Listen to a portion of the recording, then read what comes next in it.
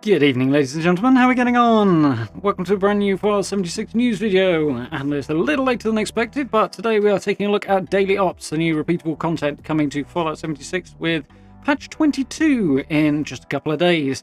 So, let's jump in and take a look.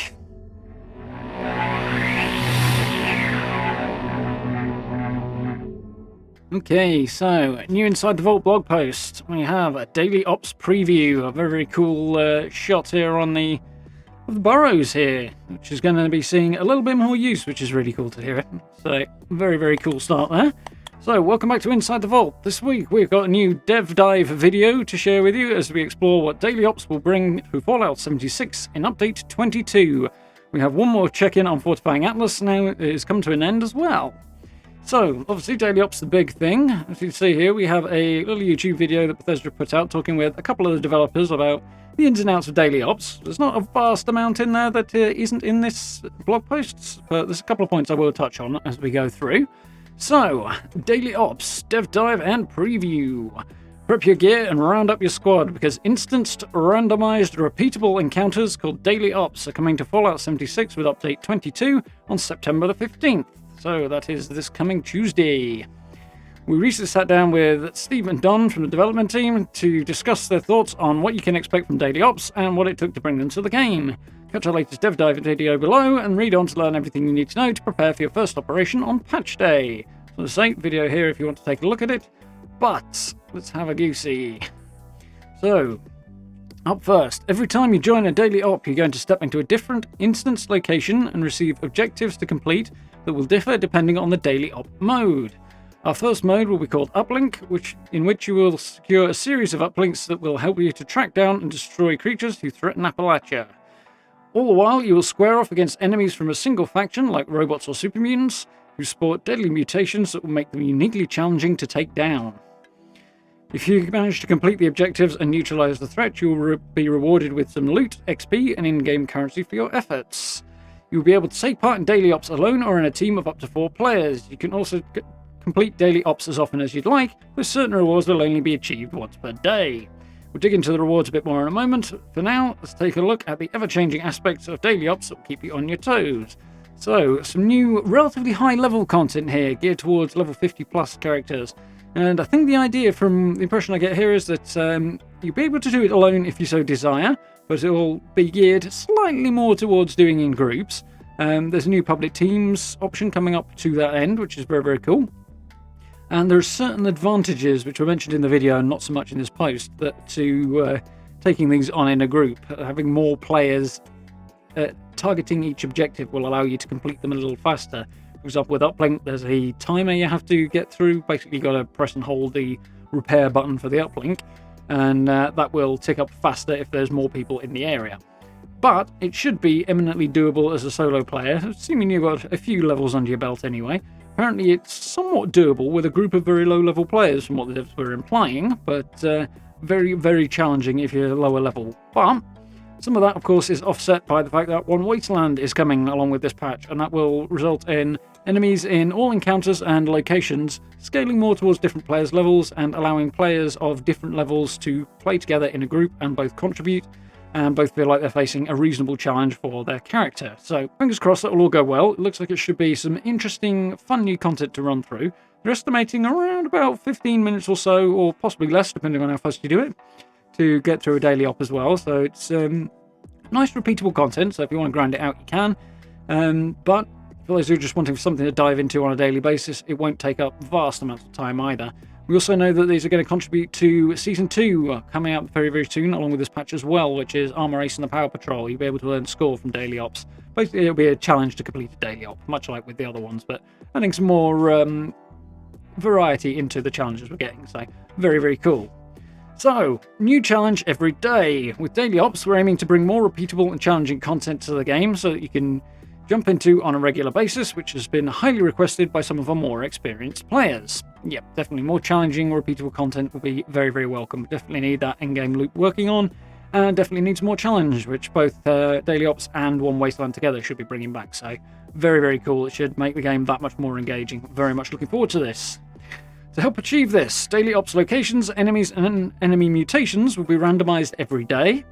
so that you have a fresh and exciting experience every time. So as I understand this, you'll be able to run the daily op as many times as you like in a given day, but you'll basically be repeating the same experience. The major difference being you'll only be able to achieve the core rewards on a once per day basis.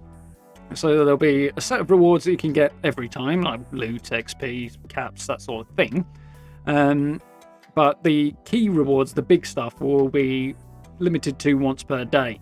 Obviously, as we'll see in a moment, depending on how well you do, you get better chances to succeed at getting those rarer drops. But it's going to be lasting over a long time, so picking up all the rewards will take some time to get.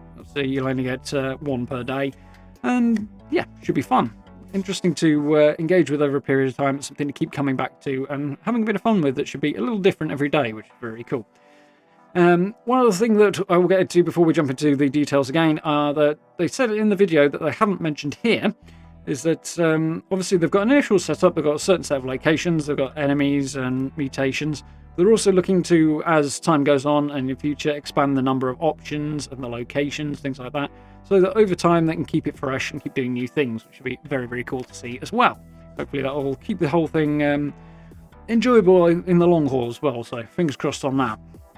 So, we're particularly excited to implement randomized enemy mutations, which are unique effects that will apply to all enemies you encounter in a daily op. For example, creatures that explode on death, or that can only be killed with a melee hit, will challenge teams to work together and strategize how to take them down effectively. Along with a combination of different locations to explore and enemy factions to take on each day, we feel that daily ops will offer lots of variety every time you join up. Below we've included more details about the different randomized elements you will encounter in daily ops. So, different location, different enemies, different mutations every day. So, different combinations, different strategies required. Some of these are going to make it challenging, particularly if you're not ready for them. So, that's cool, but kind of like yikes at the same time. But looking forward to it. So, the locations available for now are the Burrows, the Burning Mine, which is just across from Rollin's Labour Camp in the Ash Heap, not the Belching Betty. It's similar, but a bigger location. The Valley Galleria and Vault 94, which was involved with the Vault raids about this time last year, but unfortunately that didn't pan out, and with the various feedback they've received from that, they've sort of worked it back into this, and the feedback from Vault raids last year, for those of you who remember those, has been incorporated into how daily ops will work, something else they were talking about in that video. So that's very, very cool. Hopefully it'll capture the best of the Vault raids, because there was some cool stuff in there, not least of all the location, and fix the issues that were there with it and make it more fun and more engaging and easier to get stuck into for more people as well, which is one of the problems. So should be very, very cool. So additionally, with Update 22, you will also be able to explore Vault 94 even when you are not in a daily op. So obviously the other locations, the Burrows, Burning Mine and Valley Galleria, you can go to as is, you can have a poke around, see what's there, all that good stuff, as you would any other location. Vault 94 has been sealed since daily ops, the Vault raids rather, were brought to an end back at the back end of last year, so that is reopening up as an explorable location, which is very, very cool. So the key difference here that is, again, covered in the video but not in the text here, is that if you go into these locations and you're not on a daily op, then you can bump into other players. It'll basically be the same as exploring any other location in-game. So chances are you run into other players, they'll be doing other things. What you won't run into, however, are the daily ops themselves, unless you specifically take those on. Those are instanced and limited to the group. So if you are going in solo or in a group, just you or your group will be in the particular instance. That's up to 4 players. And anybody else who does it who is not in a group with you will be in a separate version. Whereas if you go in general exploration play, then you will find that other people will be running the daily op, but you won't see them. You'll just see other people who are exploring. Of course, you will find enemies there, and you'll find you can explore the locations, much as you do now. But both things will be able to happen sort of concurrently, simultaneously, so that you can explore and do the ops as and when, in whatever way you like, which is very, very cool. So, enemy factions available will be initially Super Mutants, Blood Eagles, or Robots. So, not a particularly huge selection, would like a little bit more variety in there. Doubtless they'll be expanding this over time and including other factions as well, because, as I said, they've got plans to include more locations, more challenges, yada yada yada, more things going on. So hopefully that will expand over time, but nonetheless, a little bit of variety, different challenges, different strategies and tactics as well, because obviously those 3 groups fight in very different ways, so that should be interesting and fun as well. Although, nothing particularly new. I think we're all familiar with fighting all 3 of these now, so it'll basically be down to the mutations as to how much difference goes on here. So we've got that to look forward to. So, creatures will receive one of the following mutations in a given daily op. So these are new things specifically limited to the daily ops that we've not had before, which is looking very cool. So, in addition to Piercing Gaze, which will apply during all Uplink daily ops, there are 1, 2, 3, 4 other ones. So, Piercing Gaze, this one is going to say you're going to be in all the Uplink ops, which is that enemies have greatly enhanced perception of players. So I would take that to mean that they'll realise you're there sooner and presumably make stealth that much harder. Interesting. That's probably going to be difficult for stealth players, but it changes up the strategy, mixes things up, and you've got to be thinking on your feet a bit more. So, interesting. We'll have to see when we actually jump in how that goes, how I feel about that. And I have another point here I want to bring up in just a moment. But the other mutations are volatile, so that will be enemies will explode on death. I'm sure we've all encountered that with sentry bots and legendary robots before. Basically, this is going to happen with whatever enemy you encounter, so they will all explode when you kill them, so good to know about that in advance. Active Camouflage. Enemies will be cloaked when not attacking, so much like having a stealth boy equipped. So as soon as they stop attacking and drop back, they'll disappear again. But you can kind of spot them, and of course, if they're attacking you, then the camouflage drops off. So I don't think that'll be an overwhelmingly challenging mutation. That'll be fine. It'll sort of mix up the level of awareness you need while you're exploring, but should be pretty cool. It will mean, I suppose, you can get jumped from unexpected angles a bit more easily, so there is that. But yeah, I reckon that's going to be one of the easier ones, in my opinion. Resilient enemies can only be killed with a melee attack. So if anybody's ever played the early Baldur's Gate games, some of my favourites out there, and fought trolls in those games, you'll be familiar with this sort of mechanic. You can do damage to them, but you can't finish them off without doing a specific type of attack. In the old Baldur's Gate games, for trolls, that was acid or fire.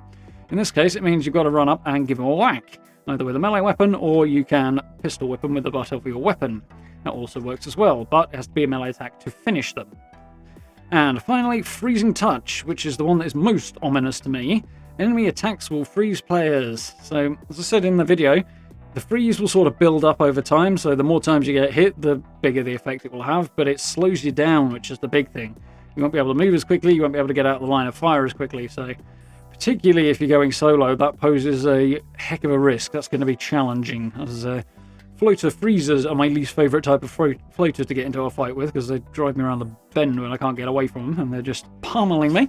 But obviously that's going to be the thing with all the enemies in a daily op of that particular mutation type, so that's going to be an interesting challenge. You will, of course, be warned before you go in as to what sort of thing you're going to face, so if you decide it's not going to be for you, you can avoid it, or if you prefer to group up, that's an option, if you want to base that on what sort of enemies you're going to face. But yeah, I suspect that will be one of the more challenging ones.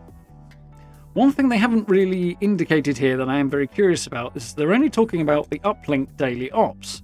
The tone of it all suggests there'll be different sort of goals, so Uplink will only be one, but they haven't mentioned any others, so my question at the minute is there only going to be the one type of daily op, and then they vary the enemies and the location, at least at launch, or are there going to be more missions, I suppose, in the daily op format at launch? So I don't know whether or not which is going to be the case. I know it's going to be the one mission type or there'll be multiples, but certainly day one at the very least we'll be getting Uplink. We'll have to see where it goes from there.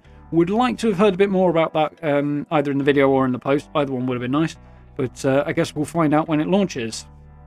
Definitely going to have to take a closer look at this in the next few days, so looking forward to it. So, rewards. This is, I suspect, something that we're all interested in. What are we going to get for our troubles playing our daily ops? So, we have, slight spoiler reveal here, a Brotherhood theme to this, which I suspect most people knew by now. The daily ops are issued by a Brotherhood of Steel related character, and they have a Brotherhood tone. So, very cool. It's sort of helping out the Brotherhood, and will be geared more towards their arrival and their entry to and influence on Appalachia, which is cool. So, as mentioned above, you can play through daily ops and receive a base set of rewards as many times as you like. However, there are 3 reward tiers that offer better loot if you manage to complete daily ops within certain time limits. Initiate, Paladin, and Elder are the ranks you get based on the time. You can achieve these once per day, and the higher tier you reach, the better chances you'll have of unique loot. Here are the time limits. So, Initiate tier, you have to complete the op in under 16 minutes, or 16 minutes or less. To get Paladin tier, you complete it in 12 minutes or less, and Elder tier is 8 minutes or less. So the key thing here is you can only achieve each of these tiers once per day. And the further up you go, the better your chances of getting better rewards go. If you hit Elder on your first run, then it's got a sort of cumulative counting up effect in terms of the way it's structured. So if you hit Elder on your first run, you've also hit Initiate even, and Paladin as well. So obviously, as we see, you got hit 16 minutes for Initiate, Paladin's 12. If you hit it in 8 minutes, then you've bettered both of the previous ones, so you get the full amount. If you hit it Initiate first time, you can run it again and get a chance at the Paladin set. And if you hit Paladin, you can run it again and then try and get Elder. At least that's the impression I get. If that's not the case, well, we'll see soon enough, and I'll be jumping into the test service to get my head around it. I've not had the chance yet, but hopefully we'll have some more clarity to offer on that point in the next few days. But that seems to be the way it goes. So you can either hit the whole lot in one go if you hit Elder first time, or you can run it again and try and get the Paladin and Elder rewards if you only make Initiate the first time. So basically, these rewards once per day, the little basic stuff as many times as you like. So I hope I made that as clear as mud for everybody. I'm sure I did. But let's have a look at this in a little more detail. So we've got a little look at the rewards screen here. You can see the total rewards listed over there, the rare rewards, which come from your hitting the ranks here, listed at the bottom. In this case, somebody has clearly managed to smash it and hit Elder in one go, which is very cool. So if you hit Initiate, you get a low chance of a daily reward, and you get some extra XP. If you hit Paladin, you get a better chance, as per the low one, but better, and you get an additional legendary item. So presumably you get one legendary item for completing a daily op, and you'll get two if you get the Paladin rank. So I'm guessing these sort of stack, sort of. The low chance will be replaced by a better chance, I think, rather than having sort of really cumulative, but you know what I mean. And then if you hit Elder, you get the best chance of a rare daily ops reward, which is down here. And you get additional currency. I would assume you get the additional legendary item as well. That's the impression I get in the terms of that bit does stack. As an example of the rewards that are possible from just one Elder tier run, you can get the following: a large XP grant. There we go. 2 in-game currency grants. So you get the base one and an extra one from your Elder rank. And 2 legendary items. So there's your extra legendary item from Paladin. And we're also going to get a care package consisting of ammo, first aid, and explosives. So that's presumably on top of the currency, or maybe that is the currency. That doesn't make sense to be currency, so that's presumably an extra thing that comes with hitting the Elder rank. Additionally, you'll get a chance at unique items such as a new customizable melee weapon called the Warglaive, as well as camp item that can cure diseases. So that is the symptomatic, which will, as I say, be a big item you can drop in your camp to cure your disease. So, these are the additional rare rewards, and there are others besides. There's a new power generator as well, which is huge and kind of awkward to use, so I don't see myself using it a lot, but it's a thing, it's a volt generator, so. Presumably there are other items as well, but they're also intending to add to the rare item list in future to keep rewards for daily ops feeling fresh. So, I'm imagining this list must be considerably longer than what they've just listed here, because otherwise we'll burn through it in no time at all. But obviously that list will be expanding over time as well. Very, very cool. So, while the hardiest adventurers will be able to complete daily ops alone, we do recommend teaming up with at least one other player if you do plan on seeking out Elder tier rewards. So, cracking through this quickly is going to be challenging from the sound of it, which is what we'd expect with the increased difficulty with One Wasteland, and obviously things get harder with less players. That's the way daily ops are structured, as we've touched on before. So, doing it in a group will increase your chances of doing it faster, so that's cool. Likewise, lower level characters can participate and have an impact on daily ops due to the changes coming with One Wasteland. They've linked details on One Wasteland here, and I will throw a link up in the corner as well to my previous video on that topic, so if you want a little refresher, that is available for you. But we still recommend that this is taken on by characters who are level 50 plus. So this is intended to be end game loop, sort of higher level content. As I say, we've covered plenty of times in the past that the end game loop and the high level content is a little lacking and has been for a while in 76. So it's good to see Bethesda working on improving that end game experience for everybody, which is very, very cool. So once your daily op is complete, you'll be able to view an after-action operation report, which is what we've just looked at here. These screens will show you how fast you managed to complete the daily op, which reward tiers you unlocked, and a list of rewards you earned, with the exception of the XP and currencies, which will presumably just show up in their usual manner, which will just be a pop-up on screen. So, ready for action. We have a look at the new map-based tooltip, I guess, showing you what's coming up with each daily op. So, now that you've got the basics, you're nearly ready to join your first operation. After Update 22 arrives, you will find a new world activity tracker on the map screen. I'm honestly curious as to whether or not this is going to include other kinds of activities beyond daily ops. It might also be that the subsequent expeditions, which are coming in the winter with the next big round of updates later on, so it'll probably be the early part of next year. That will probably also appear in the world activity page. I'm going out on a limb and thinking that's likely what they're gearing this towards. But we'll see if anything else beyond those two things do appear. It'll be interesting to see. So, the tracker will list any daily ops that are currently available, and you can select an op from the list to learn more about it. So it basically has a tooltip, as we can see here, that is similar to the way public events work at the minute. It tells you what the daily op is, and a load of details about it as well, and your status on it as well, which is cool. So, you can learn more about it, including which location, enemies, and mutations you'll face when you load in. You will also be able to enter daily ops directly from the tracker by clicking the join button. In fact, this is probably going to be the easiest way of doing it. I'd imagine there is another way, it certainly implies there is, but this looks like it'll be the most practical way. So, we can see here we've got the general intel first up. We've got the image based, I think, on the location you're going to. Possibly not. This might be where you pick up the lead-in quest, actually, looking at this. That would be my hunch. Haven't seen it yet, so we'll have to see when I dive in. But so the intel is recommended level 50+, which is not going to change. That's just a reminder more than anything else. The location, burrows in this case. Super mutants are the enemy faction, so you're going to get a good idea of what you're going to be facing before you jump in. Explosive enemies here, and piercing gaze, which will be the default on all Uplink daily ops. I'm guessing there will be a different default on different types of daily op. But we'll have to wait and see until we hear a little bit more about that to get those details. And down at the bottom, of course, we've got all the reward tiers. The base tier for just generally completing it, which is repeatable. And then the Initiate, Paladin, and Elder tiers and their targets. And your status on those. So very, very cool. Nice and easy to track, which is good. So, speaking of teams, we're making a few tweaks to public teams in Update 22 as well. These are good changes that they've mentioned before, and they make a lot of sense. I definitely think this is a good move. So we've renamed the building team type to casual to better fit with how players are actually using it, and removing the old casual team bonus. So I can't remember what the old bonus was, luck or something like that. But most people who were wanting to go into public teams casually were jumping into a building team because the bonus intelligence gives you extra XP for anything you engage in. So because most players are doing that, Bethesda are like, okay, fine, let's make that a casual team, and then it's consistent with its use case. Because, after all, you can't build the camp of anybody in a public team.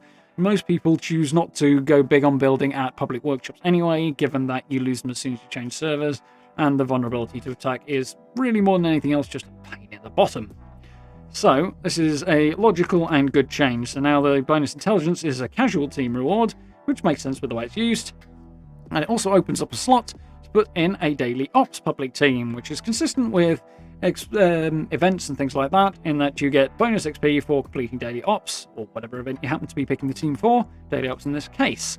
So, as with the other types, it offers bonus XP for completing daily ops, 25% for being in a team to start, and up to 100% bonus XP for a fully bonded team of 4. So, 25% XP bonus for completing daily ops if you're on your own. For 2 bonded people, it will be 50%, 75% for 3 bonded players, and 4 bonded players get an extra 100% XP, so double XP. Very, very cool. We hope this will give you even more reason to join a few friends to take on daily ops together. So, as a reminder, daily ops are still available for playtesting in the public test server for those of you who own a PC copy of Fallout 76 through Bethesda.net. Going to be checking it out this weekend, hopefully myself. At long last, I've been meaning to do this for a while. And you can also earn a special pennant for your camp in the live version of the game by completing 8 daily ops in the PTS. It's just a little triangle flag that you can put up on the wall in your camp.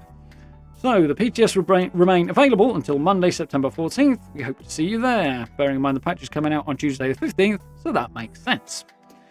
So, quite a hefty chunk of information here. A couple of points they want to drop in on the end for this weekend, which is very, very cool. Bringing up the end of Fortifying Atlas, which is now concluded. Congratulations, Dwellers. Over the past few weeks, you came together to deliver tons of supplies to help construct a new Appalachian headquarters for the Brotherhood of Steel at Atlas Observatory. We and Russell Dorsey couldn't be prouder. Thank you all of you who shared your hard-earned supplies with Russell and the Brotherhood. Now it's time to kick back and enjoy the fruits of your labour. So we should be able to see the finished version of Atlas Observatory if you want to swing around there and see what it looks like prior to the Brotherhood's arrival. I'm sure it'll get another little update when they do arrive, not least of all because people will move in. But yeah, that's very, very cool. Nice to see that progressing over time and watching that build up and become a more fortified base. So that's been very, very cool. And the good thing is we managed to hit, with a little help partway along, all of our targets as well. So all the rewards are available. So this weekend, speaking of, one of the rewards pops up already. Purveyor Super Sale. Because you delivered 175 million leather, Purveyor Myrmiga is opening her doors for a legendary Super Sale event. Throughout this weekend, you'll get 50% off any legendary weapons and armors you buy using a legendary script. Head to a shop inside the Rusty Pick in the Ash Heap to take advantage of a generous offer before the event concludes on Monday. So that started yesterday afternoon and is running through till Monday at 12 PM Eastern Time. That is September 14th, and if you're over in the UK, that would be at 5 PM. So get in there while you got the chance and to get twice as much in the way of value for your legendary skip as you would normally. Definitely worth it. Looking forward to doing that this weekend as well. And last of all, a second helping of Meat Week is coming in just over a week on Tuesday. By turning in over 200 million glass last week, crikey that's a lot, the community has also secured another round of Meat Week seasonal event. Graham and Charlie will be back in the forest and ready to start grilling when the event returns on September 22nd. We'll share another reminder with you in the coming weeks as we get closer to this sizzling seasonal event. So as I say, September 22nd is a week on Tuesday. Definitely looking cool. Looking forward to getting into that. Hopefully they'll have ironed out a few of the creases from the last round of it. Because there are a few issues, particularly with the Primal Cuts events that needed a little bit of work. So fingers crossed it'll run a little more smoothly this time. And those who didn't manage to get the items they were looking for will get another chance to do so. Looking forward to having a good crack at that as well. So that'll be a week after the patch drops. Very, very cool. So, a lot of stuff to get through there. Quite a lot to absorb. All the details on Daily Ops are pretty extensive. Looking very cool. Looking forward to seeing this. Does look like it'll be a challenge. The Vault Raids certainly used to be a challenge. I think this is going to be a bit more manageable than they used to be for the solo player. So, very, very cool. But very much looking forward to getting stuck in with this, trying it out. I do hope there'll be more than just the Uplink op available at launch, though I've got a sneaking suspicion there might not be.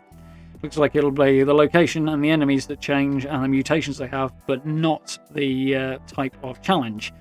So hopefully that means that in rapid succession Bethesda will bring out alter mission types. I'm sure they've got more planned, but that's the big thing I want to see more of. And yeah, looking forward to seeing how the ins and outs work and nailing down the exact details on how the reward delivery system works, because it's reasonably complex and a bit of a challenge to explain. Hopefully I'll be able to tidy up my ramble on that in post, but you'll know now whether or not I've pulled that off, I guess. And we'll clarify on that, but I think actually getting stuck in will make it a lot clearer, to be honest. So looking forward to doing that. But yeah, a new repeatable piece of endgame content is very, very welcome and something the game has been very much in need of and something Bethesda have been working on for a while. I've added a few bits and pieces there over the last few months, but good to see this next item coming in, and of course looking forward to the fact it's blending in with the Brotherhood of Steel, more stuff of which will be coming in subsequent weeks and months, and new endgame content as well, which they've got lined up later on in the end of the year, start of next year, certainly in the roadmap they've released so far. So a lot of cool stuff to look forward to. Anyway, I've rambled on about this for quite long enough. I do hope you folks found that useful and informative. If you did, please do hit those buttons for me. It's always very, very much appreciated. The support is hugely helpful. And if you're interested in such things, social media links, merch store, and channel memberships all available down below the video via either the description or the blue join button for memberships. Support is hugely helpful again and very, very much appreciated. So massive thanks to everybody who's done that already. But for now, I do hope you'll get the chance to join us on one of the live streams as well. We're having a lot of fun with Fallout and Horizon Zero Dawn, so please do drop in, watch me chasing robo dinosaurs or getting bounced about the place by various mutated types of enemies in the next few weeks, no doubt, in Fallout. So lots of fun to be had. For now, thank you very much for watching, and I look forward to speaking to you all very, very soon.